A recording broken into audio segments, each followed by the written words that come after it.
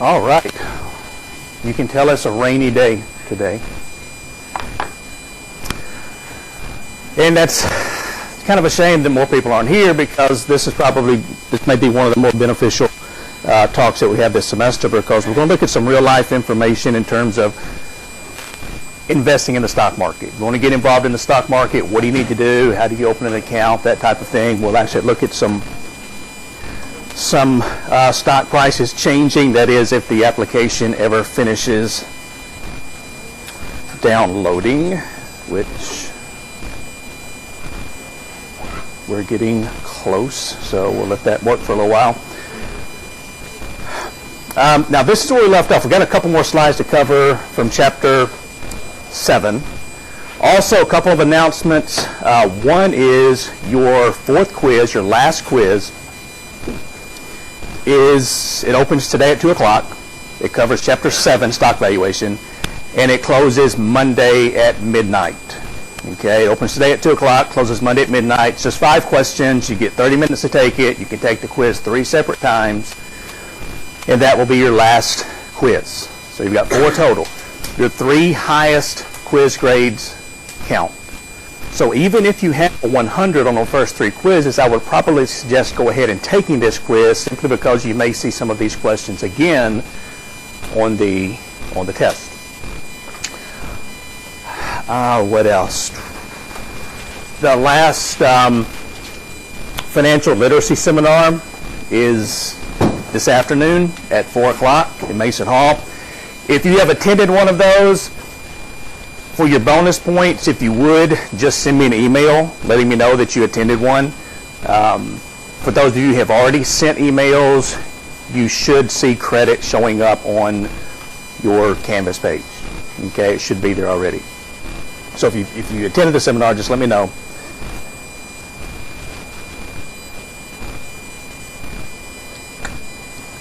And let's see if this will work.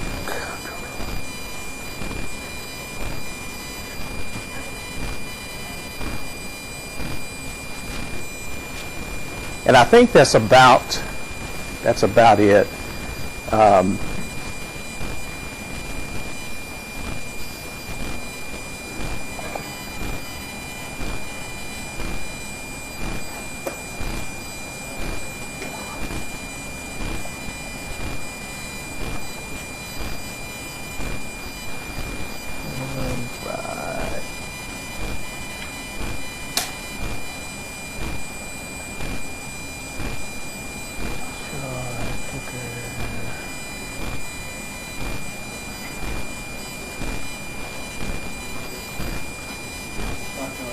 Yes.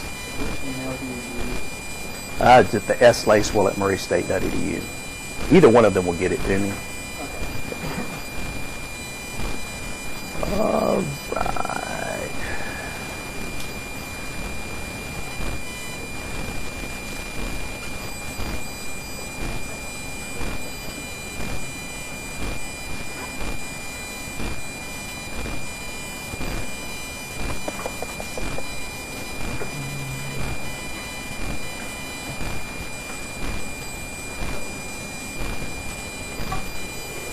Okay, so what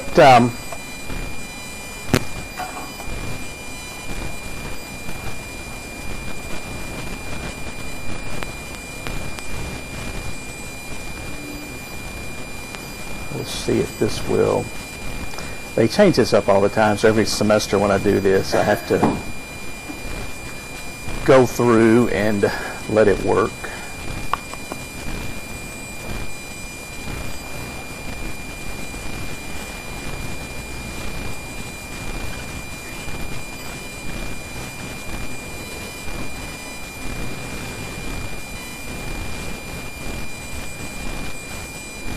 All right.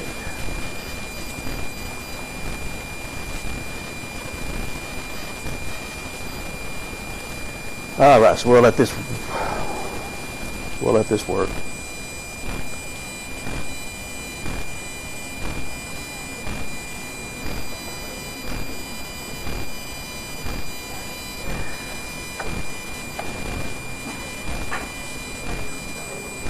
Okay, so let's go ahead and talk about this. Now, we left off on Tuesday talking about the efficient market hypothesis, and essentially what we said is that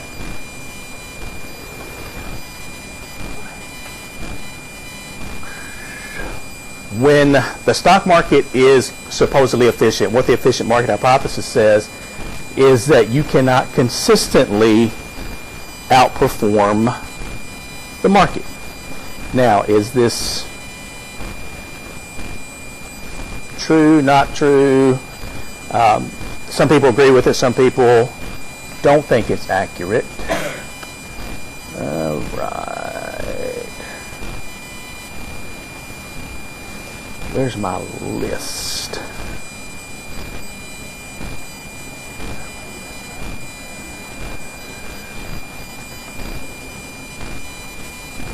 Okay, there we go.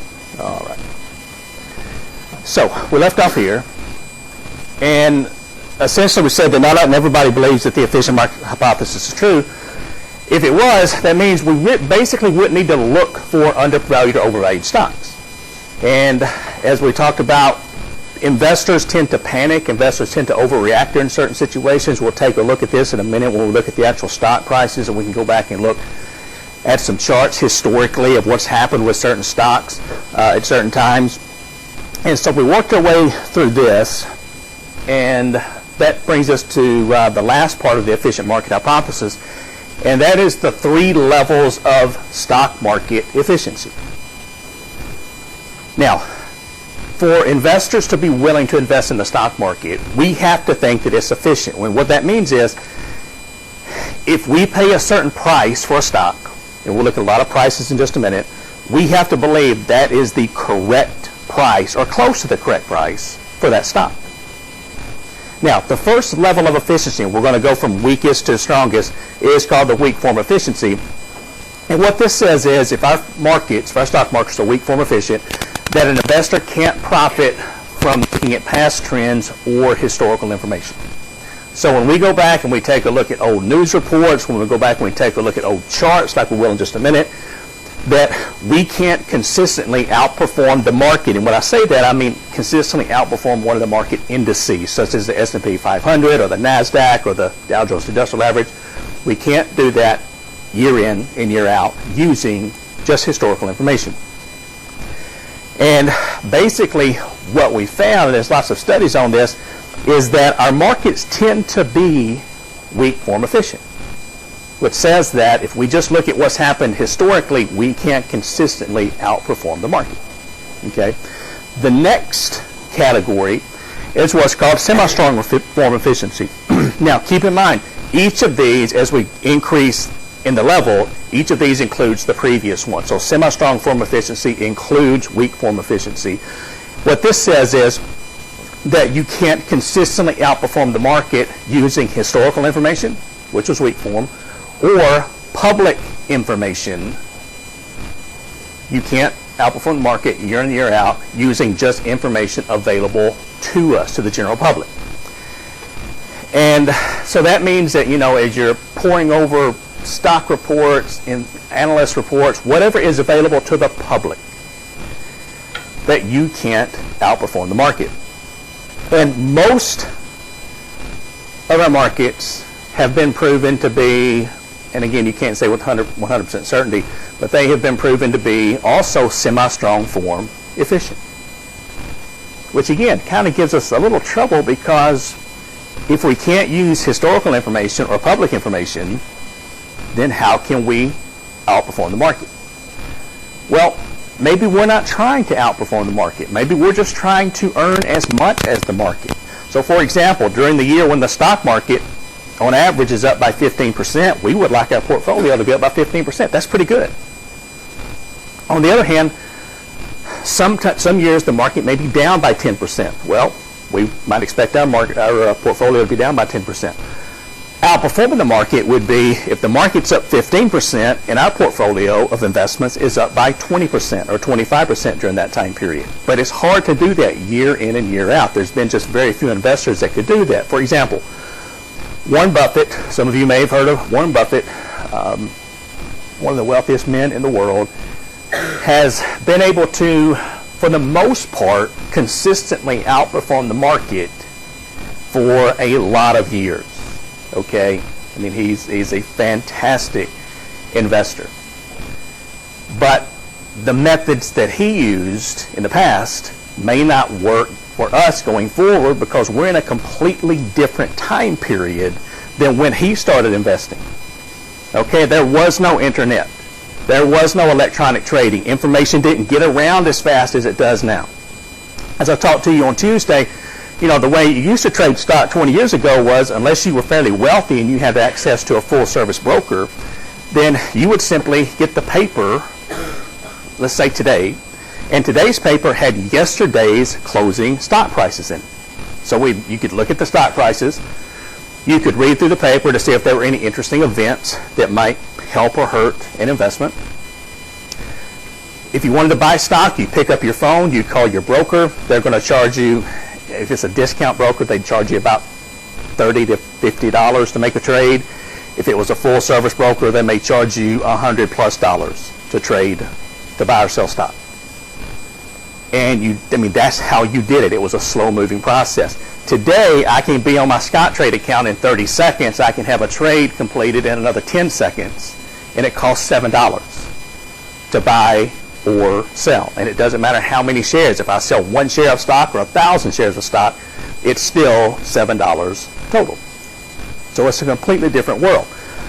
And then the third form of efficiency is what's called strong form efficiency. And if our markets are strong form efficient, what this says is that all information, historical, public, and private information, or another name for private information is insider information, all information is included in stock prices. So what this is saying is you can't consistently outperform the market even if you have inside information. And that is not true. Okay? Our markets have not been proven to be strong form efficient because it's been shown, I mean, we see it all the time, that insiders can make excess profits. Now, of course, to be an insider, what that means you're doing is, if you're trading on that information, that means you're breaking the law. You've all heard of insider trading, and that simply means if you have access that the general public does not have access to, if you buy or sell stock based on that information, that is insider trading. That is illegal. Okay, depending on the severity of the problem, you may be fined, they may keep you from participating in the stock market, or you can go to prison for that, depending on how severe it is. So is it the act of actually not making it public knowledge is illegal? So say, like, you know something, you make it public, and then you trade, that's legal? Or is it you're not allowed to trade at all with that knowledge? Well, the information that you have as an insider is typically information that should not be given to the public. So if you make it public, and there's a timing window in there too, and it's kind of different for different situations, but you can't profit from information everybody else doesn't have. Okay. For example, I'll give you an example. Let's say that I'm an attorney for a bank, a local bank, and the bank has been independently owned for years. We have been approached by a competitor to buy our bank, and they want to buy it for 2 times the current stock market price for my bank. 2 times. And so I'm the attorney. I've been working on the deal. We're going to announce next Friday that my bank is being bought out by a competitor. And so if you currently own stock in the bank, you're going to double your money. So let's say that I have this information. I'm an insider. No, the only people who knows about this are the senior management of the bank being bought, my bank, and the bank doing the buying, okay, our competitor. I pick up the phone, call my parents, call my mom. She picks up the phone. I don't mention anything. I just say, okay, listen to me. Don't ask questions. Scrape up as much cash as you can. buy as many shares of my bank stock as you can, and listen to the news next Friday. And I hang up the phone. Now, my mom's, she's like, what's this crazy kid of mine up to? He tells me to buy stock at his bank. He didn't explain anything.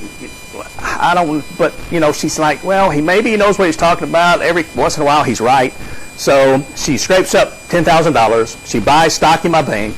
Next Friday, the announcement comes out, and she has doubled her money in a week. Now, really, is there anything wrong with that? I mean, come on, it's my mother. Believe me, I gave her enough hell as I was growing up, okay? That's the least I could do for her. So is anything really wrong with that?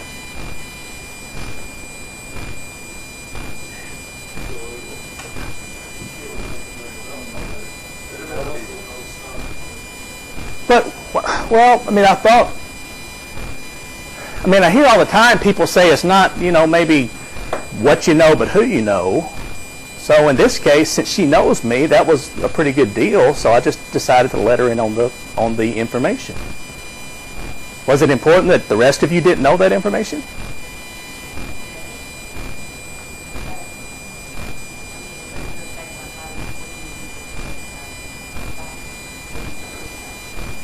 Oh. Okay. Okay, but did you forget the fact that it was my mom? This is my mom, okay? I mean, Mother's Day is coming up, It's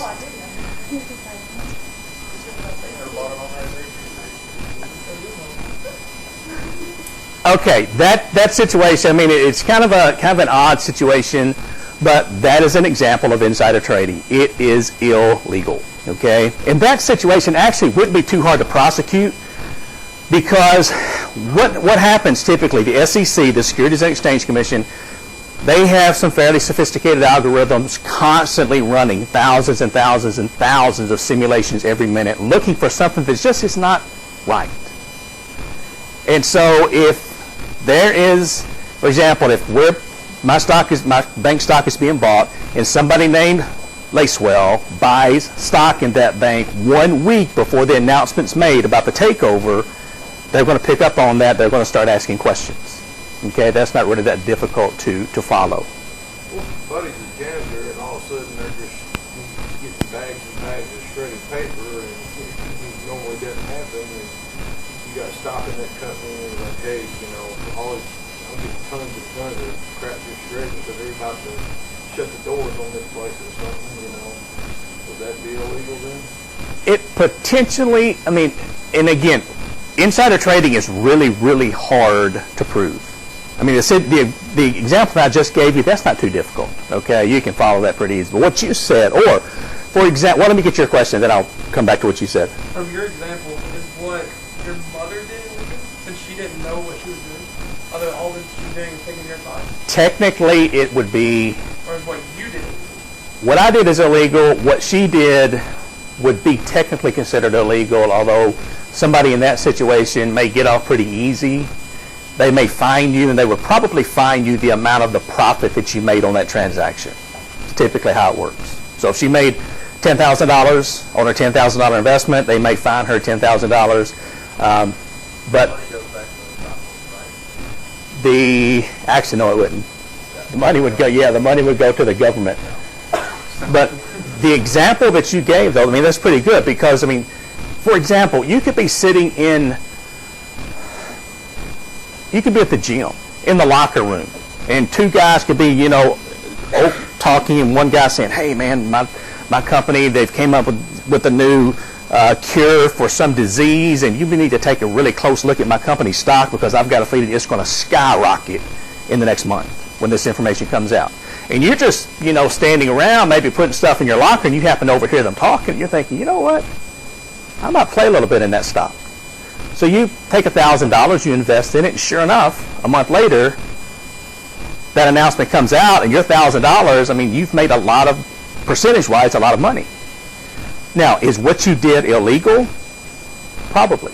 Can they ever prove it? No, they can't prove that you overheard two people talking. So it's really, really difficult to prove insider trading. I mean, but it happens every day. It's happened 100 times today, maybe 1,000, and it may be prosecuted 10% of the time. You just can't stop it. There's no way you can stop it. So when we talk about strong form efficiency, we can put this in a book and we can say, yes, this is what would happen if our markets are strong form efficient. Our markets are never going to be completely strong form efficient, simply because people are greedy, and if there's a profit to be made somewhere, somebody's going to break the law and they're going to make that profit. It's just what happens. And the thing about insider trading is it used to be looked at as just sort of a perk if you were an insider. Okay, so you're a big wig in the company. You get some little benefits, such as your family can make a profit from things that are going to happen that everybody else doesn't know about. Or you can, or your friends can, or whatever. Stockholders got tired of that. They got tired of the rich kind of taking advantage of their positions, and so they said that's enough. So, 20 or 25 years ago, if you were convicted of insider trading, you might get a slap on the wrist. You might have to spend maybe a few months in a really nice, I'll call it a prison. It's not really a prison, kind of a country club type jail. Today, you probably do a pretty hard time for that. I mean, they're taking it much more seriously. So you are coming into the wrong time period for insider trading. I'm just letting you know that as you start into the working world. That's just how it is.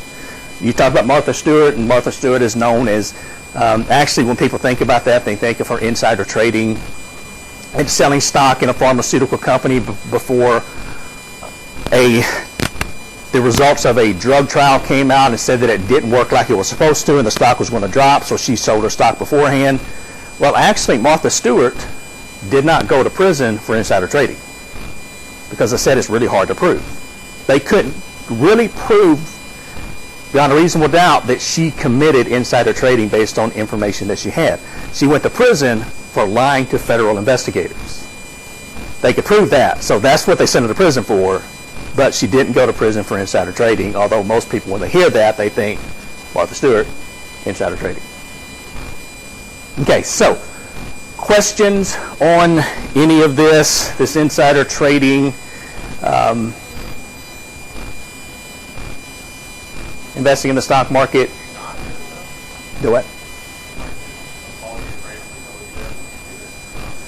I guess it would depend. No, I guess it would depend on how much I wanted to risk my money. It's all a risk. I mean, the example that I gave you of the locker room, if you get your trading advice by overhearing conversations in locker rooms, you may want to reassess your method of picking stocks. I mean, do what? That's true. But, and again, there's people all over the internet that you can find that are saying, hey, buy this right now. You can log on. You can, investment chat rooms, web pages, whatever, and there'll be people saying, hey, I've just invested in XYZ Corporation. I think it's going to make a run in the next month. Everybody should jump in. Or I've heard that, so-and-so company's got a new drug coming out or a new electric car or a new whatever. So you just have to do your homework. I mean, it's great to investigate these things, but you just have to do your own homework to determine, is it accurate? Do I think it's not accurate? That kind of thing. So investing is not easy. I mean, it's really not. If you take a look at this, this says, why are markets efficient? Well, the reason is there are so many people, there are so many professional stock analysts watching the companies that are being bought and sold, following their stock. And so, you've got 100,000 plus professionals following Goodyear, Walmart, Tesla, Apple, all of these companies. So typically you've got around 5 to 10 analysts, and that's all they do, is they follow these companies. They know everything that happens within these companies. So how could I, as just a amateur investor, who logs onto the internet every so often and does a little research, how can I pick stocks that are going to outperform what the professionals are choosing who are doing this for 10 or 12 hours per day? Can it happen? Well, again, I think it can. It may not happen with the big companies. It may happen with some of the smaller companies, because the smaller companies or the newer companies, they're not followed as closely as the big firms. And so I think there is room to make excess profit. Also, when it comes, as I talked about, to overreaction or underreaction, I think there's room to make profit. And so as you kind of go through this, you can see that, basically our markets for the most part are efficient. If they weren't, everybody would simply take their money out. And soon after that, the economy would collapse, because our stock markets, our bond markets, these are huge areas of investment. I mean, this is how money flows from individuals to businesses or to governments. And if those stopped, the economy would stop. All right. Now, what I want to do here, and let's see if it's bringing it up. Okay, so we're going here. What I want to do is just, we talk about investing in the stock market and researching and all of that. But I want to show you, and since this is a day class, it's a lot more fun, because if you printed out this presentation, you'll see some screenshots of this from earlier, that if it's a night class or something that I use. But these are actual stocks. Most of you have heard of the companies I've got listed here. This is Scottrade, and this is their streaming quote system, so this is live. A lot of times if you look up the price of a stock, there's going to be a 15 or a 20-minute delay. But these are live prices changing. Now, what you see here is, we'll get to this in a minute, if you want to buy or sell. This is the stock's ticker symbol. So ticker symbols are typically anywhere from 1 to 4 letters. Most of the time they have something to do with their name. For example, F, this is Ford Motor Company. When you're as big and you've been around as long as Ford Motor Company, you just need 1 letter, okay, as your ticker symbol. This is National Bank of Greece. This is Facebook, Citibank, Tesla Motor Company, First Solar, Twitter, British Petroleum, Netflix, and Chipotle Mexican Grill. So you've heard of all of these companies.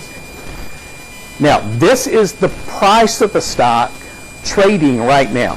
So what you'll see, it'll be red, white, or green typically. A red means the price just dropped.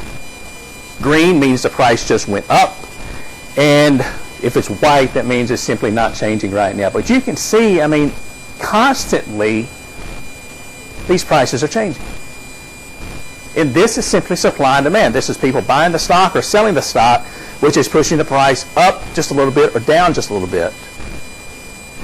And as we go across here, you can see this is the previous day's close. So this is what it closed at yesterday afternoon. This is the dollar change today to this point. So for example, Facebook is up $1.21.9 today per share. Yesterday it closed at 112. Today it's at 118. Percentage-wise, that's a 1.05% increase. So Facebook stock is up 1.05% just today. If you put your money in your bank savings account, it's going to earn about what are they paying now? 1/2 of 1%? 0.3 of 1%? So this stock is earned today about 3 or 4 times as much as you're going to earn in your savings account over an entire year. The thing is, your savings account won't lose money. Tomorrow, or even while I'm talking, this stock could go, Facebook stock could go down by 1% or 2% or 5%. So you can make money pretty quickly, you can lose money pretty quickly. So this percentage change, this is the size of the last trade. So you can see, some of these shares, it's 100 shares, 3 shares, 1 share, 25 shares. Typically 100 shares is what's called a round lot. And so most of the time, it doesn't have to, but most of the time if it's some kind of professional firm buying or selling, they're going to sell in round lots. So 100 shares, 200, 300, 400. But if you want to log on and buy 1 share of Facebook, you can. It'll cost you $7. That's it. this is the day high for the stock, this is the day low for the stock. This is just sort of an estimate of where they rank the stock. So for example, Ford is listed as 5 stars.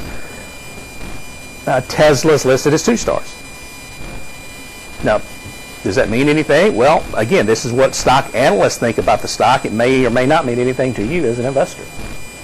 Sometimes when stocks are ranked poorly, that's the time you might want to go in and buy, because that means maybe everybody else is thinking it's not going to do much, but you can buy it at a cheap price.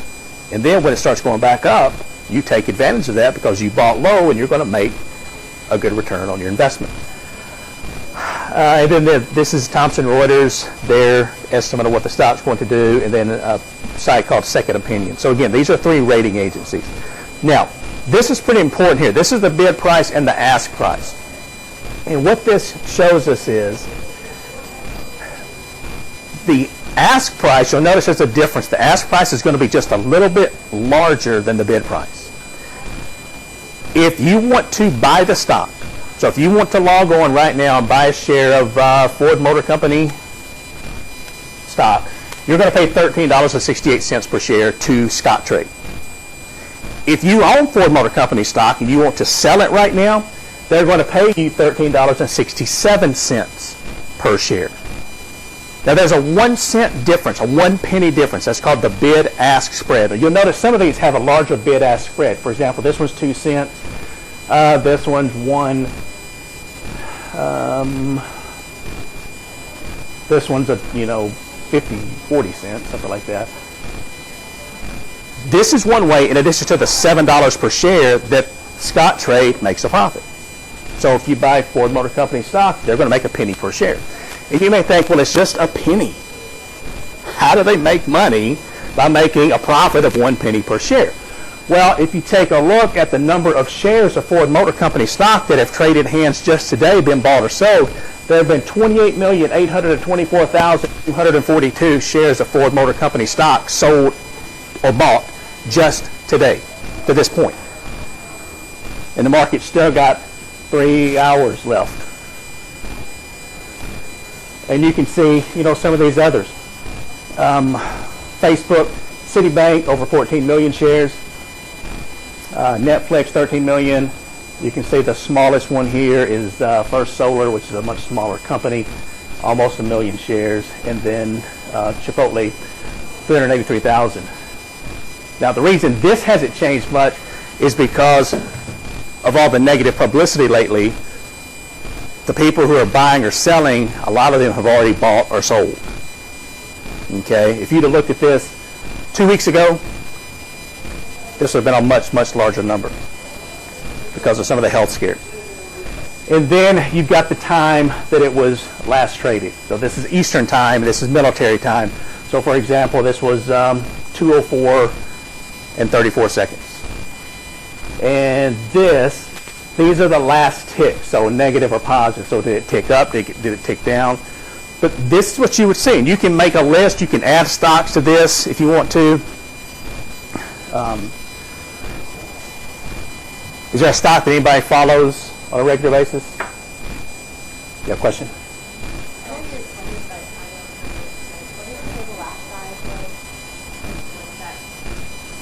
Which one? That is the size of the last trade that was made. So how many shares were bought or sold? We don't know who bought them or sold them. We just know that, for example, 3,600 shares of Ford Motor Company was just either bought or sold. And you'll notice most of these are going to be in nice even numbers, 100, 200, and 300. But occasionally you'll have, a 27 or 25 or 13 shares. What this shows you is, this is not all professionals or big investors buying and selling stock. All of this is just people just like us who are buying 10 or 15 or 20 shares. And either they have a buy and hold strategy, which means you're buying it, you're going to hold on to it for a long period of time. Some of these may be day traders who are buying and selling, trying to make a profit quickly, which I would recommend against that for most people. But it's just, you just do your research and you can add as many ticker symbols as you want. And again, this is just one way that you can follow this. Now, if you wanted to buy or sell stock, what you would do is you would go to Scottrade.com. You would open up an account, and there's several different types. You can open up just an individual trading account. You can open up a retirement account like with an IRA. And so you open that information up. You either mail them a check for, let's say, $1,000, or you have the money transferred from your bank account to your Scottrade account. And now what's going to happen is you can log on and you will see your account, and it will have a balance, $1,000 cash. From that balance, that is where you would buy your stock, or you can buy shares of mutual funds, or you can buy bonds. So what you would do is you would just, for example, if you wanted to buy or sell, let's say Twitter stock. Okay, so let's say we wanted to buy some Twitter stock. If you click this, what's going to happen, and you can do this from the regular Scottrade page too, but you're going to see this pop up. And it's going to be a buy. You're going to see the symbol here. So this is the stock that you'll be buying. And you could put in a quantity. So you could put in 1 share. You could put in, whatever, 1,000 shares. If you've got $1,000 and it's selling, so you can buy probably, how many shares can you buy? 1,000 divided by 1762, whatever that is. Or you don't have to spend it all on that. You could take half your money and buy Twitter stock with it, half your money and buy something else. So let's say you want to buy, I'll just say 10 shares. Okay. Now, when it comes to the type of order, a market order means when you press this button to buy, Scottrade's going to buy the stock for you at whatever this ask price is. Whatever the current market price is the second you push the button. And it's going to take about 0.2 of a second. It's going to pop up and say you bought the stock. It is incredibly fast. Okay? But let's say, for example, you don't think Twitter is worth $17.61. You think it's more of a $17.50 type stock. Okay? Now, 11 cents may not make much of a difference with 10 shares, but again, let's just say that you don't think it's worth this. You've got some other options for types of orders. You can put in what's called a limit order. And with a limit order, what that's going to do is that's going to say, okay, at what price do you want to buy, or you can also put in a limit order to sell, at what price do you want to sell. So let's say I want to buy at a limit price of $17.50, not $17.59. Well, what's going to happen is I can just click place my order and I can walk away. I don't have to keep watching it. But if Twitter goes down to $17.50 per share, it's going to automatically place my order for 10 shares at $17.50 per share. So this is actually pretty nice to have in place, because if you can't always watch it, and let's say I don't think it's worth this. Let's say I think it's worth this is a $14 stock. It's a long way from $14. So I don't want to have to sit here and watch it all the time. But if it does get down to 14, I'd be happy to buy 10 shares of stock, or 100, or whatever it might be. So I can just put this in. Now, once I place this limit order, it's going to ask me the time frame I want in place. If it's a day order, that means at the end of the trading day today, this limit order, if it's not filled, disappears. It goes away. Or I can put what's called a GTC, which means good till canceled. That means this limit order of $14 for 10 shares of Twitter stock is going to be in there until I go in and physically cancel the order.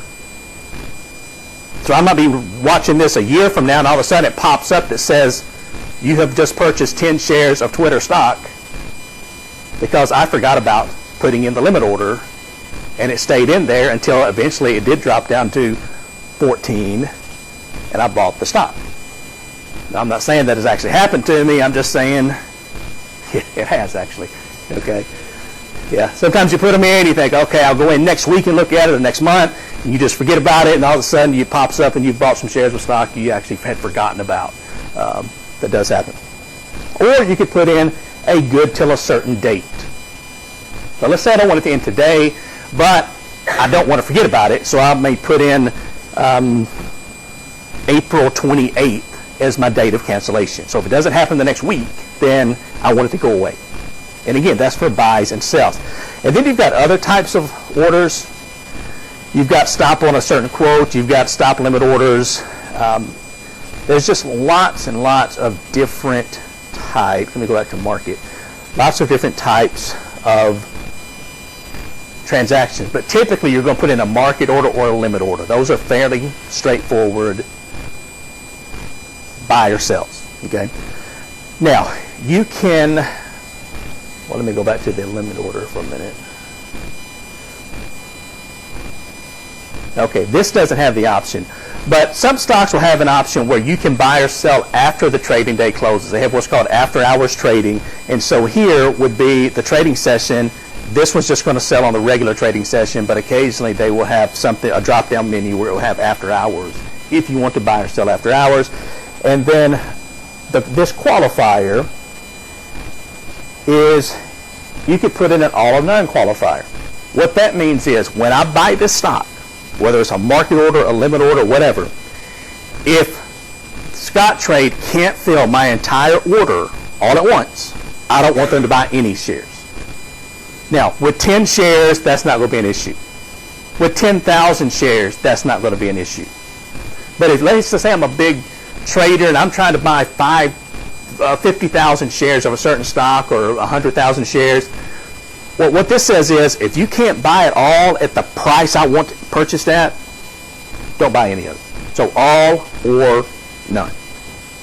Because what will happen is typically if you don't have this in place is they'll go in and they will start piecing the stock together from sellers, and so they might buy, if I want to buy 50,000 shares, they might buy 10,000 from one seller at a certain price, 15,000 more shares from another seller at maybe a little bit higher price, another 10,000 from another seller, so it'll come in pieces. And so what you'll see is it'll come across your screen as 1,000 shares bought, 10,000, 20, whatever, up to 50,000 shares.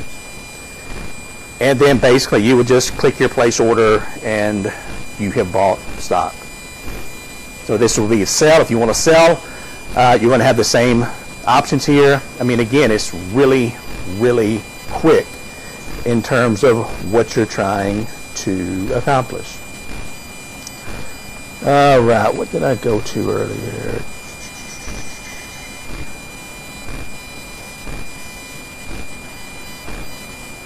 Option advanced detailed quote. Okay, let's go here. That's not it.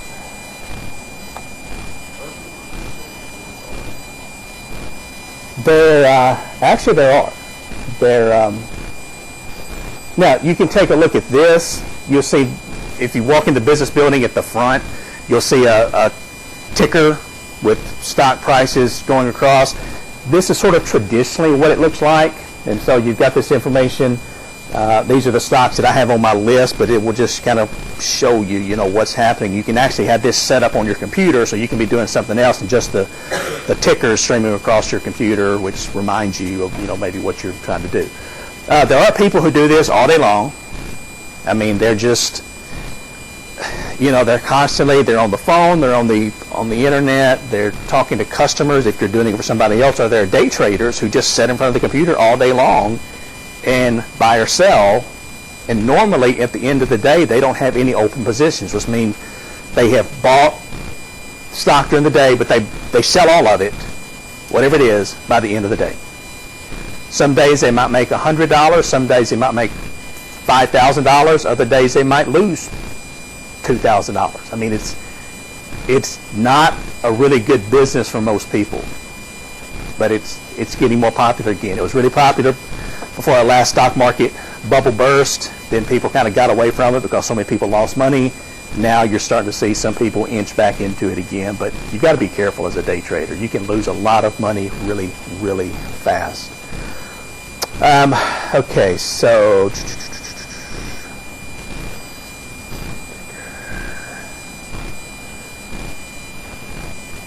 if you want to go here, you can take, there's just all kinds of information here. And the great thing about Scottrade is you can open up a free account. You don't have to actually open up an account with money. So you can go to Scottrade, you can open up an account, you can do some research and kind of read a little bit about it. I would suggest anybody who's interested in getting in the stock market, you need to do some research first. You need to read a lot of information. How do I get back to this?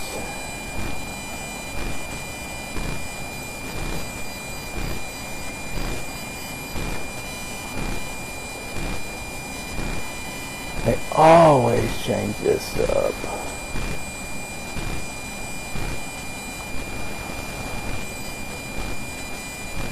All right. Now, one neat thing about this, you can see these stocks trading, the price changing. And let me pick one. Okay, we'll go here. One thing that you can do is you can pull up a chart for a stock. This is BP, British Petroleum. And this is, how you can kind of set your chart to different levels. So, for example, this is just over the day what's happened every 5 minutes. But if we want to go back to, let's go to a weekly frequency because we can go back further.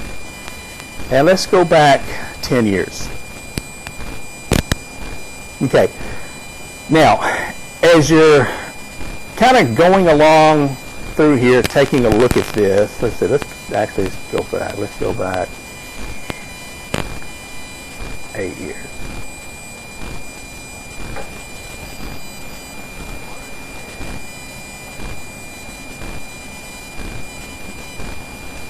Okay. Now, as you're kind of working your way through this, you can see we're going from 2007 up to today.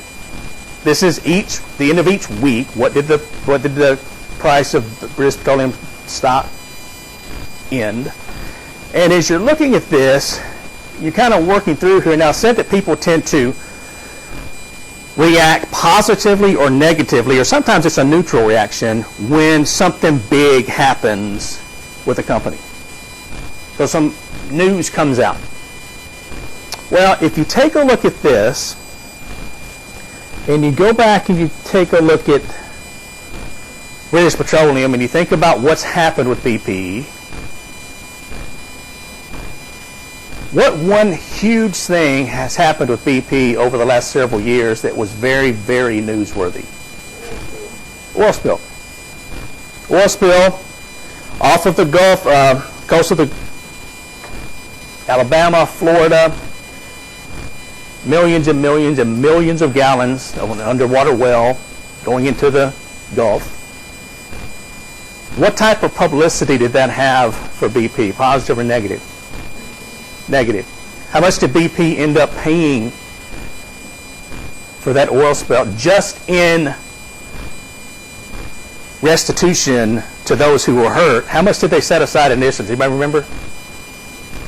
They initially had to set aside $20 billion to pay people who were affected by the oil spill. That's fishermen, that is people who own property along the Gulf Coast, people who own fishing services, charter services, who would take customers out to the Gulf Coast. They couldn't do that. And do you remember when that happened?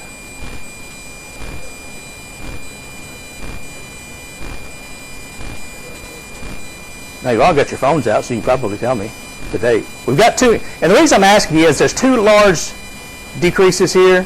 So I want you to tell me which one it was. This one's one in 2008. This one was in 2010.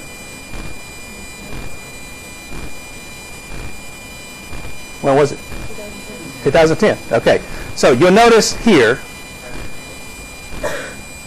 things are going along pretty well. If you're a BP stockholder, you're not really happy, but if you picked up somewhere in here, you've made some money. And all of a sudden, an announcement comes out that an oil well has exploded and is pouring oil into the Gulf. Well, based on historical things that have happened in Alaska and other areas, that's not a good thing. It's going to cost a lot of money to clean it up. And so what you notice here is just over the course of, this is April 18th, and you'll notice really, really quickly, and this is kind of the key date, right? If I can get the stop on that, right here, April 26, 2010. You notice the price of the stock drops from $61 and something almost overnight down to $26.83, $27. It's cut in half. So if you're a BP stockholder, you're not really happy about owning your BP stock right now. And you'll notice, this is where it was. It dropped to here, and notice it hasn't made it back up over the last 6 years, it hasn't made it back up to, this is where it is now. Now this has to do also with the price of oil dropping, but still, you haven't made back, let's say I decided to get into the stock market to that day. I've been saving up money for a while. I saved up $3,000. I just bought $3,000 worth of BP stock, and then I click off my Scottrade account and go to my news feed, and it says BP oil well explodes. That is bad timing. But it happened. Okay? It happened to somebody that day, because if you go back and take a look at the volume of BP oil that was bought, a stock that was bought or sold, there were literally hundreds of thousands of shares bought or sold that day. So that's just an example. Now, again, you'll notice if you were an investor, if you're thinking, okay, this is bad, okay, this is really bad, but it's not going to be bad forever, then you had a really good buying opportunity right in here. Because again, you can think, okay, man, the market has overreacted to this. It's bad, it's going to take a lot of money, but BP's a big company, they've been around for a long time, that stock's going to go back up. You could have purchased here for $28 per share, and you could have sold later. Now, if you're still holding on to the stock, you're about where you started. But again, for every selling opportunity, or every time that somebody buys at the wrong place, is also probably a buying opportunity. And that's the great thing about investing. When it comes to buying or selling, there's always going to be a winner. There's always going to be a loser. If you were the person that sold here that day before it was announced, you're the winner.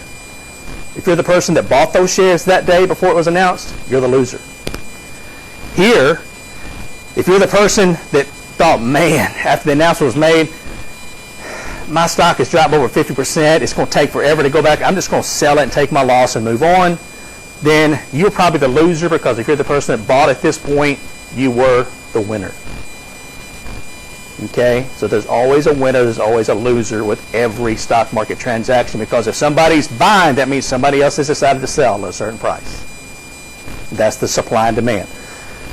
But, you can just see this happening, and this is what we talk about in class actually happening in the real world. Now, I know this really well because at this date, in 2010, I owned a rental condominium on the beach in Alabama, Gulf Shores to be exact. And that summer, now this was April, this is late April, right before the Memorial Day weekend, which kicks off the summer rental season, if you own a beach house or a rental condominium, that's when you make your money, is during the summer. The rentals that summer were almost non-existent. Nobody was going to the beach. And the reason was, every time you turned on the television, people were saying, man, the beaches in Gulf Shores, in Destin, along the Gulf Coast, the beaches, those white sand beaches, they're covered in sand, in oil. The sand's covered in oil. You can't even walk on the beach. Don't bother taking your kids there. You can't swim. You can't lay on the beach. It's a mess. So I'm thinking, you know what? This is horrible. My management company that managed my condo, they're like, people have called in and canceled almost every week of the summer that they had previously booked. So I'm like, I've got to go see this. This is a once-in-a-lifetime thing. I want to see how bad this is. So I drive to Gulf Shores, go out on the beach the next morning. I'm expecting to see just mounds of oil everywhere. And so I'm walking along the beach, and every once in a while I'll see a black or brown gob of something about this size laying in the sand. I walk another few hundred yards and I see another little black gob. And I'm like, where is the oil that the media is saying is covering the beach, that is destroying the economy of Gulf Shores and Orange Beach and Destin and Panama City? Because the rest of the nation, unless you're there looking at it, you think it's just a black mess. There was almost no oil there, and that was a week after it happened. But every night you would see the media broadcasting from Gulf Shore saying, it's terrible here. It's terrible. Well, part of it was for ratings. But again, it wasn't near the mess that you thought it would be. And after a while, people realized that. It took most of the summer for them to realize that, but it still hurt property values, and it lingered. But the next year, the next summer, most of it was cleaned up. It was a lot better, and the rentals did come back slowly. But if you were, if you were a restaurant owner, a souvenir shop owner, a hotel owner, anywhere along the Gulf that year, it was a bad summer for you. A lot of people went out of business. So you could file claims with BP. I filed a claim for lost rents for the summer, and to their credit, BP paid up really quickly. And then a little bit later, BP had a deal in place where if you would simply sign away your rights to sue them for anything else, they would give you a certain amount of money just to go away and leave them alone. And for me, that was a really good deal because I would not have lost the amount of money they were willing to pay me just to leave them alone. And so I'm like, yeah, I'll sign it, So I signed it, then I sold the condo back in 2012, I think it was. 13, something like that. So again, this happens, okay? You see something like this, it's a tragedy, but it could be a buying opportunity for somebody. Okay? So keep in mind, the hardest thing about investing is when most people are running away from an investment, they're selling, they're running out of the market, that's probably the time for you to be stepping into the market and buying, because eventually things may turn around, you can make some money. All right, so questions about any of this? And if anybody's interested in this, want to come by my office one day and we can sit down and pull up the Scottrade website, kind of take a look at how you get started, I'd be happy to talk to you about that.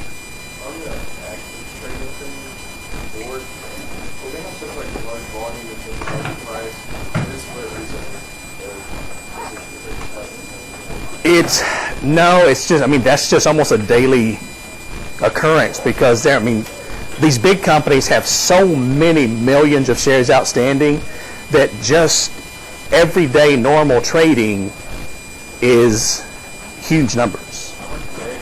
But what you can do is you can go back, you can take a look at the daily average, and so you can go back 2 weeks or a month or something, look at the daily average, and then compare what's happening today, and if it's really high, that might be something you want to look into. Why is everybody buying or selling? Why is it twice the daily average today than it has been for the last month?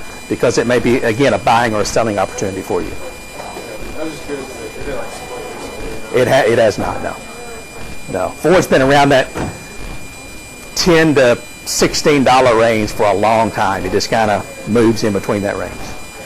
All right, questions? Okay, remember your quiz opens today at 2 o'clock, closes Monday at midnight. Everybody have a good weekend. Last financial seminars today at 4 o'clock. If you need the bonus points, I will see you on Tuesday. $4,500. That's right.